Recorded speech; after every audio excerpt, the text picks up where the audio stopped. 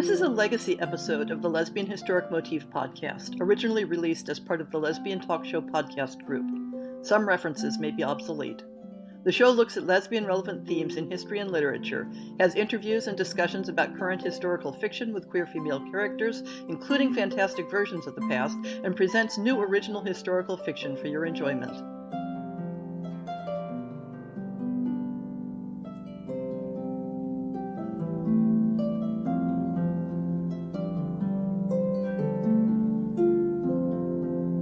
Today, the Lesbian Historic Motif podcast is delighted to talk to Penny Mickelbury, a playwright and mystery novelist whose most recent book, Two Wings to Fly Away, also brings in a historic setting.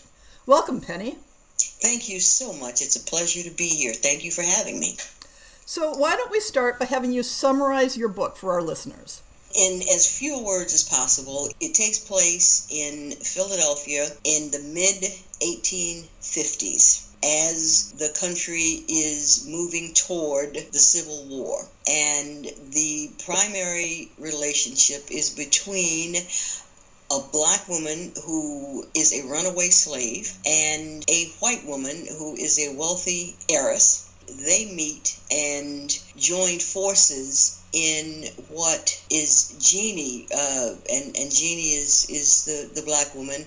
Her side occupation is being part of the Underground Railroad in Philadelphia. And Philadelphia was an important stop there. Philadelphia also had, at that time, until the Runaway Slave Act, one of the largest populations of free blacks, and these were black people who were professionals. Jeannie, by profession, was a seamstress, and a very good one. And as it gets tougher and tougher, not only for blacks, but for whites who helped them, it was becoming clear that things were going to have to change. And the change would not, in all likelihood, be pleasant.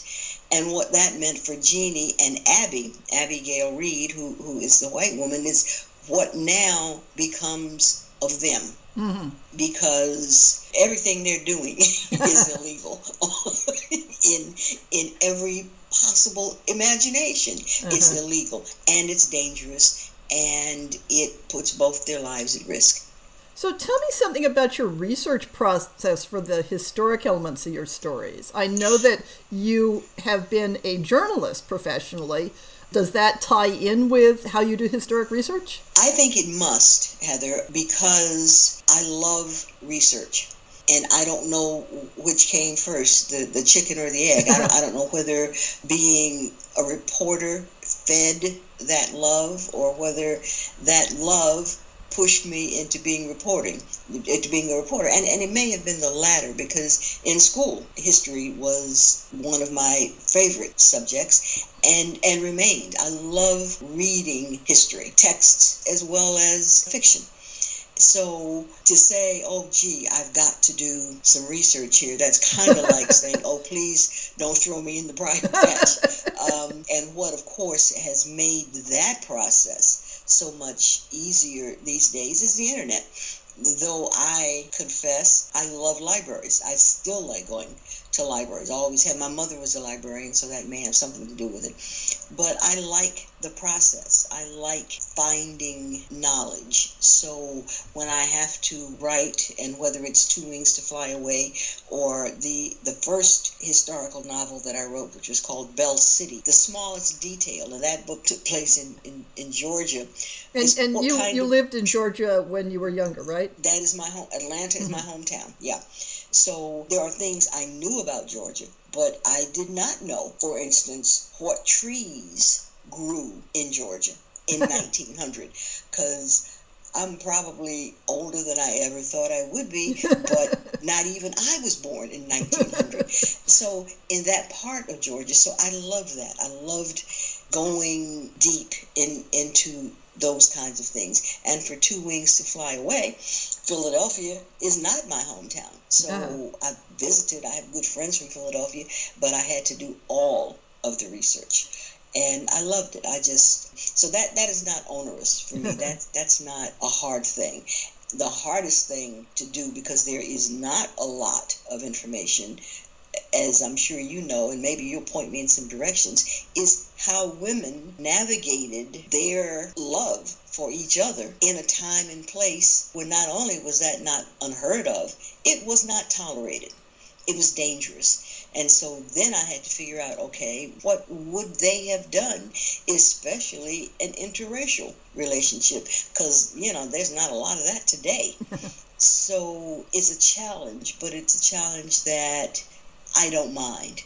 It doesn't cause me hardship. Yeah, one of the things that struck me, and I confess I'm only a few chapters into the book at this point, but I love how you have the everyday concrete details of the streets and the houses and who lived in which part of town. Is that something where you're getting it out of archival material or what? Some of it is getting it, yes, out of archival material. Some of it, Heather, is just the facts of history. In 1856, when this story opens, Black people and white people would not have lived in the same neighborhood. Mm-hmm. We mostly don't do that now. Yeah. And rich people and poor people did not live in the same neighborhood, no matter what color they were. Yeah. And we mostly don't do that now. So those things were easy. Mm-hmm. What was a bit more difficult was to find what occupations people held. Yeah, I imagine census records are great for that. Census records are great for that. The occupations that people held. And for Abby Reed, for a wealthy white woman who has refused to marry, it just was not done. She got away with it mostly because her parents were dead, and so there was no one to force her into a marriage. So she just sort of decided to do what she wanted to do, which was to use her mansion to operate a boarding house, mm-hmm. which of course completely cut her off from society, which made her very happy because she didn't want to be in society because she wasn't going to marry a man. So she was sort of free to do what she wanted, but even that had strictures. Mm-hmm. Because she could have been arrested for living in a house with nothing but men who were not related to her by marriage. It would have been easier on her if she were a widow rather than unmarried. Unmarried, and without all that money, because see, that's the other thing. Because money always eases the way, doesn't it? Yes, and men kept trying. They wanted to marry her, not because they loved her or because they thought she was beautiful, but because she had all that money. And once she was married to the man, the money became his. Uh-huh. And she was smart enough to know that. So she said, "Oh no, we're not doing that." So for both of them, what interested me was the peril, different peril, mm-hmm. but peril nonetheless, and a peril that was magnified by their attraction to each other. Although one supposes that as far as the outside world was concerned, if their relationship was unimaginable, most people would never even suspect anything. Absolutely not. Absolutely not. The tricky things were if Jeannie agreed to live in the house was that she could never enter and exit through the front door. Yeah, basically she'd have to appear as if she was a servant, right? As a servant, absolutely. Mm-hmm. Absolutely, she had to appear as the servant. So there were all kinds of things to navigate. And then as things became much more touchy in Philadelphia and as the war noises got closer and closer, it then became very dangerous for Jeannie to even come into that part of town. Mm-hmm. It was safer for her to stay in her own part of town with her own people, and safety was tenuous at that point at best, but it was a lot safer than her in her horse cart going all the way across town alone to be with Abby. So were there particular inspirations for these characters? How did they come to you? How did their story come to you? Heather, their story came to me as all of my stories come to me, and I really, I have writer friends who laugh at me because they say, "You mean you let the characters tell you what the story is?" And it's like, yeah, I do. They know who they are better than anybody else. But the real change, I was writing a story because I wanted to write an historical. and I was writing a man, a black man, as a detective. And I'm wondering, it's like, how was that going to work? And in my head, I heard a voice say, it'd be a lot tougher if it was a woman. And I thought, and that was a challenge, right? And that was it, and I said, oh yeah. And I didn't know how it was going to happen, but I knew, I said, okay, it's got to be a woman. I wanted to imagine a black woman as a detective. And what made me think that might be possible was that Harriet Tubman, who was a famous escaped slave, yes, was a spy for the Union Army during the Civil War. Mm-hmm. So I thought, okay, I can make this happen. And so I just had to sit with it for a while and let the story begin to take shape and figure out who this woman, because she certainly could go work for herself and by herself. And gradually characters began to present themselves, not only in the form of Abigail Reed, but in the form of a former Pinkerton agent whom she helped find somebody he was looking. And he realized that to look for certain people, he needed a black person. He needed a shoe shine person and a cook and people who could go into places and listen and hear and see that he couldn't. And so that's how that notion was born. Yeah. So you've written several contemporary mystery series, and they've been very somewhat varied. They had both female, male protagonists, straight and queer, all focusing on people of color, which is not at all surprising. But in your bio, it says that you're really excited to have a chance to write more historical fiction. So I'm curious about the difference for you between writing contemporaries and writing historicals. I suppose the biggest difference is the preparation for it. Is preparing to write an historical means that I have to have so many facts at hand before I start. And with contemporaries, facts of course are important, but they're not foreign to me. Yeah. I know generally where we're going and what we're doing. And before I write the historical, because there is a sequel to this one, 2 weeks. Oh, good. By the way, there's a lot of research that I have to do because now the outbreak of the Civil War is upon us. So I really do have to go dig deep to get those details and what that would have been like and how it would have affected all of the people who are now important to this book, who the main characters are, because every one of them will be affected by the outbreak of war, and they will be affected differently. That's the main thing.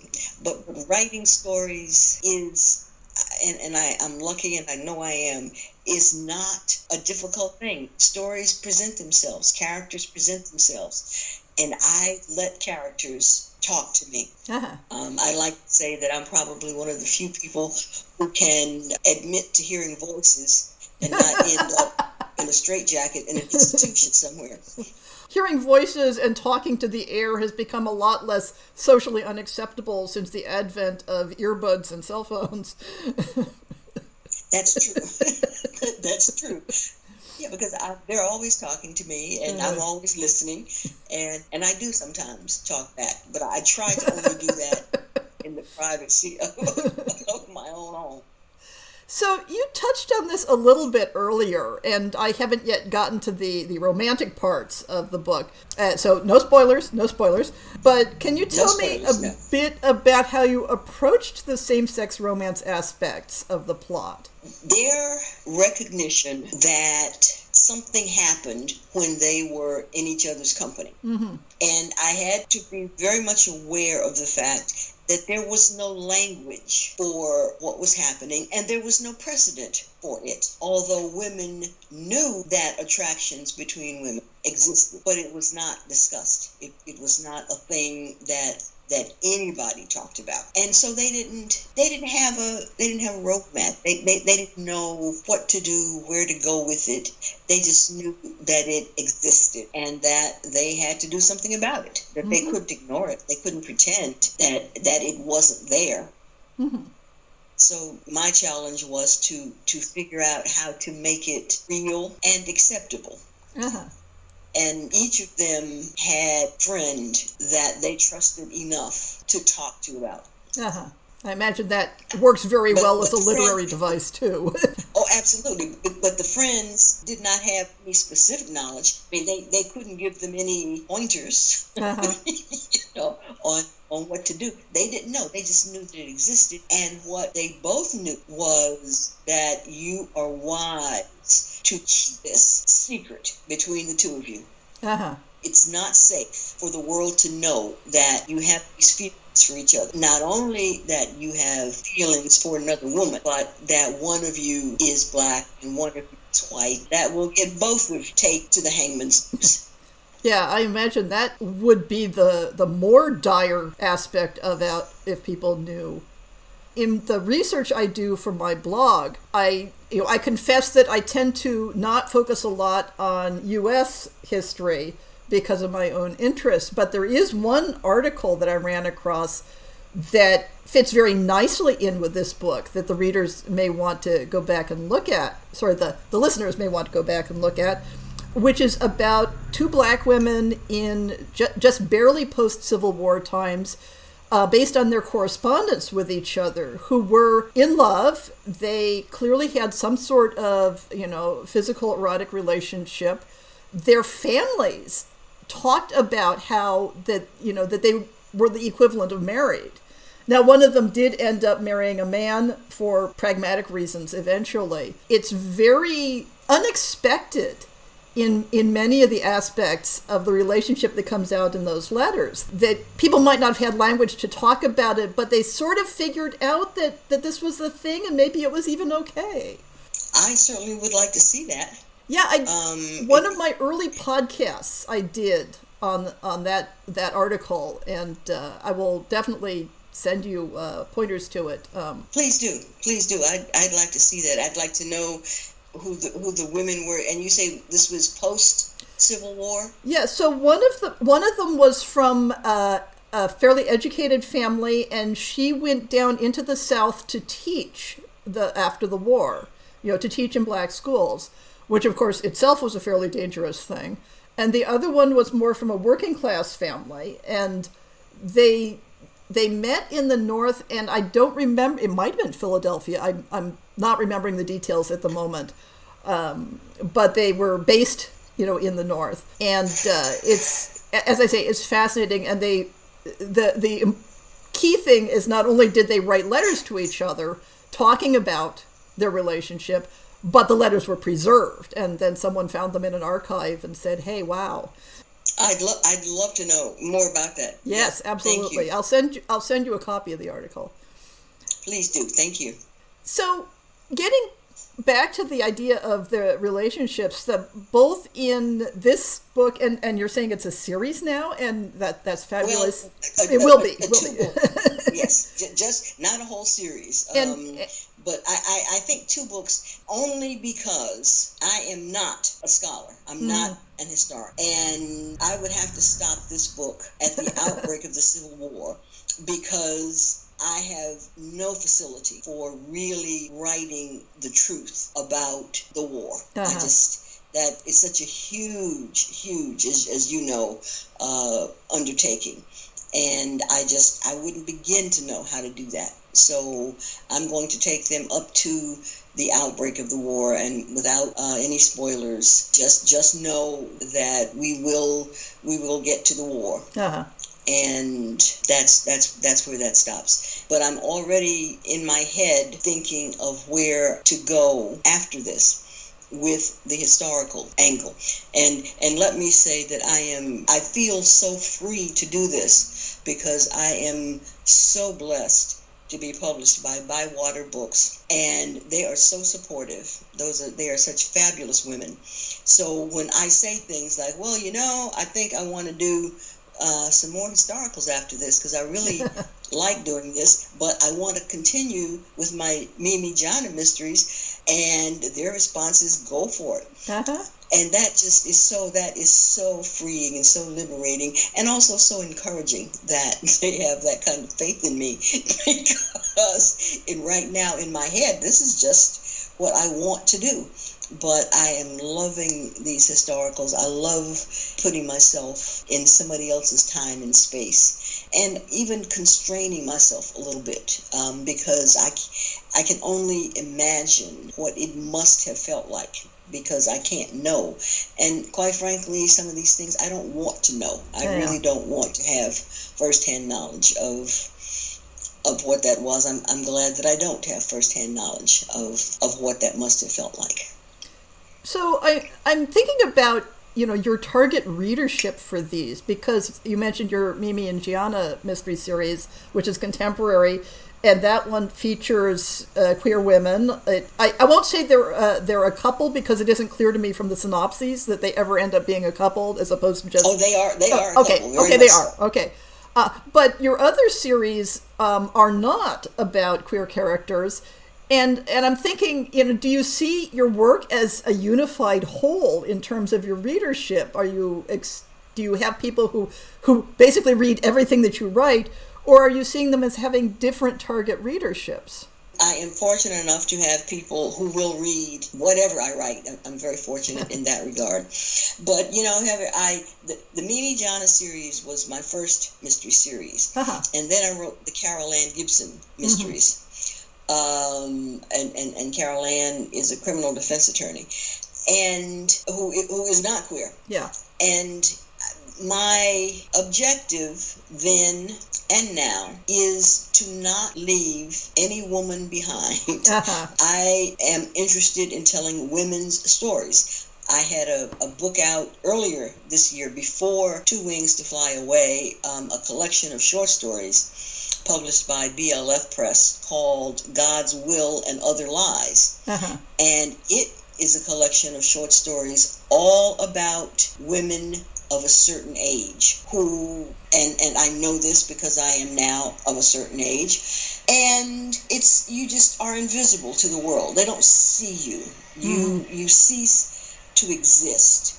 I had to really get sort of snippy, and I don't really like losing my temper, but I will if I have to, with my physician, young fellow, my orthopedic surgeon, and I was having some problems, some pain. I'd had a knee replacement, and he kept looking at x-rays, telling me, well, everything looks fine. I said, I'm telling you, everything is not fine. Yeah.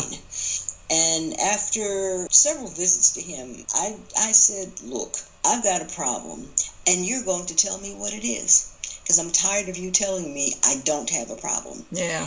And it's as if he heard me for the first time. I've been talking to him for the better part of a year, but I had to get snarky for him to hear me. You have to say, look, I know my body. Exactly. And I'm not interested in living in pain. I'm not interested in pain management. I'm interested in finding out what the problem is and what we're going to do to fix it. Yeah. And all of a sudden, now he can hear me. But he never heard me when I was being polite. And I'm so certain that a lot of that has to do with the fact that he's in his head going, it's like, well, what is it you need to do? I was like, I got a life, dude. And it does involve sitting around in a rocking chair. That's not my life. It's not what I'm about. I have things to do, places to go. And he's a nice fellow, and I'm sure he's a wonderful surgeon, but he couldn't get why it's important to me to be able to walk without pain and to be able to go places and do stuff. I can see how that ties in with the title of the collection, God's Will and Other Lies. And Other Lies, yeah, because, we're raised to believe in, and fortunately, I suppose we're the first generation to maybe not be our parents' generation. But retirement for me just meant I could leave the job that paid me every week and spend full time on my writing. Yeah, I'm looking forward to that. That didn't mean that I'm going to sit at home and, do nothing all day. It just meant that now I can write all day, every day, as opposed to having to steal a few hours here and a few hours there. But I'm still want to go where I want to go and do what I want to do. And it's not God's will or anybody else's that at a certain age I go sit down. Yeah, so my notes on that collection, I was only going by the description, but that sort of covers various dates during the 20th century. Is some of it earlier or? No. Okay, so it's contemporary. Yeah, it's contemporary. It goes back into the 20th century as we go back into the lives of these women. But most of these women are 60s to 70s and are dealing with different aspects of aging. We've already talked about your new project, which is the sequel to this book. Okay, let me add one thing for new projects. I am currently working on the 6th Emichana novel. There are 5 of them so far, and I'm working on number 6, which will also be published by Bywater Books. That will be published next year, 2020. And then the sequel to Two Wings to Fly Away will be scheduled, I think, for 2021. Great. I love Bywater Books. If people wanted to follow you on social media, where can they find you? They can find me on Instagram. I have a Twitter account. I have a Facebook account. I am not the best at staying up to date daily on these things, but I'm there. And you have a website. And I have a website, which is sadly not up to date, but I'm going to work on that too. And I can be reached on my email, mysteries@pennymickelbury.com. Okay, great. So I'll put links to those. And I do try to answer all emails. Again, not every day, but I will respond. Thank you so much for sharing your time with the Lesbian Historic Motif podcast. Thank you, Heather. It's been a real pleasure.